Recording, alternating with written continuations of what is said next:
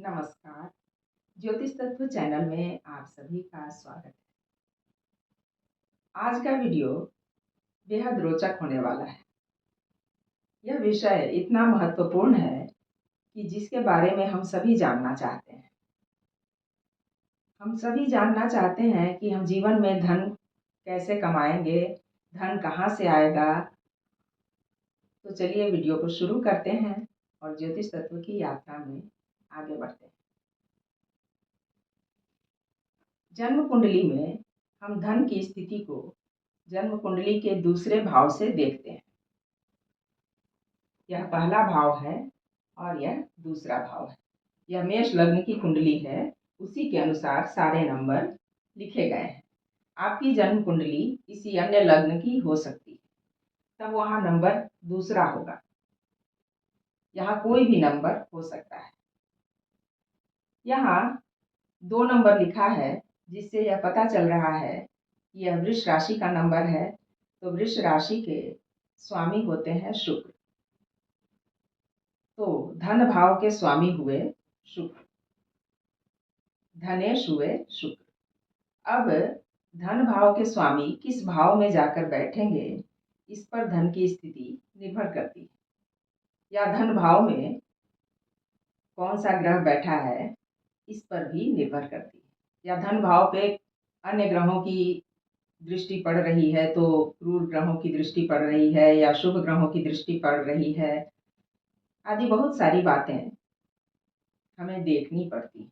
लेकिन भाव के अनुसार धन भाव के स्वामी जिस भाव में बैठेंगे उसके अनुसार भी फल देते हैं। तो धन भाव के स्वामी अगर धन भाव में ही बैठ जाए, जैसे यहाँ शुक्र है धनेश, तो धनेश यदि इसी भाव में बैठ जाए, धन भाव में ही बैठ जाए, तो इसका क्या परिणाम होगा, इसको जानते हैं। तब बहुत ही अच्छी स्थिति मानी जाती है। व्यक्ति बहुत धनवान होता है, मधुर वाणी बोलने वाला होता है और अपने परिवार का ख्याल रखने वाला होता है। उसके पास संचित धन बहुत अधिक मात्रा में होता है और वह कमाई भी अच्छी करता है। अब यदि धन भाव के स्वामी तीसरे भाव में चले जाएं, तो व्यक्ति बहुत पराक्रमी होगा, बहुत मेहनती होगा और मेहनत के बल पर वह धनवान बनेगा और समाज में प्रतिष्ठित होगा। अब यदि धन भाव के स्वामी चौथे भाव में आकर बैठ जाएं, तो व्यक्ति के पास सभी सुख सुविधाएं होंगी। भूमि, भवन, वाहन, ऐशो आराम की सारी वस्तुएं उसके पास होंगी। गाड़ी, अच्छा बंगला, घर, और उसे माता का अच्छा सुख मिलेगा। उसकी अपनी माँ से मधुर संबंध होंगे। धन भाव के स्वामी यदि पांचवें भाव में आकर बैठ जाएं, तो व्यक्ति अपनी विद्या के बल पर धनवान बनेगा। त्रिकोण में किसी भी भाव के स्वामी को बैठना बहुत शुभ माना जाता है। तो यह त्रिकोण का भाव है और यदि धन भाव के स्वामी यहाँ आकर बैठ जाएं, तो व्यक्ति को जब उसकी संतान होगी, उसके बाद उसका भाग्योदय होगा, उसके बाद वह धनवान बनेगा और अपनी विद्या बुद्धि के बल पर उसके पास अधिक से अधिक धन होंगे। और धन भाव के स्वामी यदि छठे भाव में आकर बैठ जाएं, तो व्यक्ति को धन के लिए संघर्ष करना पड़ेगा। उसके पैसे मुकदमे में खर्च होंगे और बीमारियों में भी खर्च होंगे।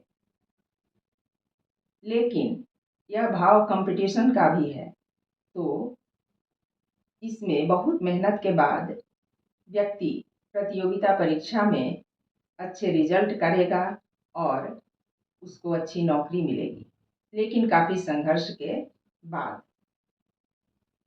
और धन भाव के स्वामी यदि सातवें भाव में आकर बैठ जाएं, तो व्यक्ति विवाह के बाद धनवान बनेगा। उसका जीवन साथी अच्छा होगा और जीवन साथी का स्वभाव भी अच्छा होगा।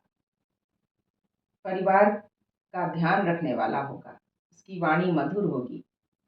और धन भाव का स्वामी यदि 8वें भाव में बैठ जाए तो यह कष्ट का भाव है।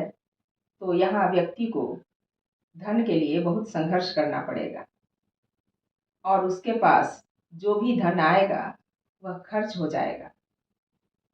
यहाँ धनेश का बैठना धनहीन बनाता है, लेकिन अचानक धन प्राप्ति का भी यह भाव है। तो कभी कभी उसके पास अचानक धन आएगा, लेकिन वह खर्च हो जाएगा। अब यदि धन भाव के स्वामी भाग्य भाव में बैठ जाए तो व्यक्ति अत्यंत भाग्यवान हो जाता है और भाग्य से ही उसके पास धन भी आ जाता है। वह संचित धन तो रखता ही है, उसके पास अनेक कमाई के जरिए होते हैं और अपने भाग्य के बलबूते पर उसके पास संपत्ति सदैव बनी रहती है। अब यदि धन भाव के स्वामी 10वें भाव में आ जाए, बैठ जाए, तो व्यक्ति अच्छी नौकरी से धन कमाता है, अच्छे व्यवसाय से धन कमाता है और यह एक बहुत ही अच्छी स्थिति मानी जाती है। अब यदि धन भाव के स्वामी लाभ भाव में बैठ जाएं, 11वां भाव लाभ भाव का होता है, तो यदि वहां बैठ जाएं तो व्यक्ति बहुत ही संचित धन भी रखता है और नियमित कमाई का जरिया भी उसके पास होता है। धनेश लाभेश एक साथ बैठ जाएं, यह बहुत ही अच्छी युति मानी जाती है। जैसे लाभ भाव के स्वामी और धन भाव के स्वामी अगर यहाँ बैठ जाएं एक साथ तो और भी अच्छी स्थिति हो जाती है। अब धन भाव के स्वामी यदि 12वें भाव में बैठ जाए, जो कि व्यय का भाव है, तो धन भाव के स्वामी का व्यय भाव में बैठना अच्छी स्थिति नहीं होती। हालांकि उस व्यक्ति की कमाई शुभ कार्यों में खर्च होती है ज्यादातर, लेकिन पैसे टिकते नहीं हैं, खर्च ही हो जाते हैं, जिसकी वजह से वह धनवान नहीं बन पाता है। तो आशा है इस विषय को आप समझ पा रहे होंगे और यदि मेरे वीडियो आपको अच्छे लगते हैं तो मेरे चैनल को आप सब्सक्राइब कर सकते हैं और वीडियो को लाइक और शेयर भी कर सकते हैं।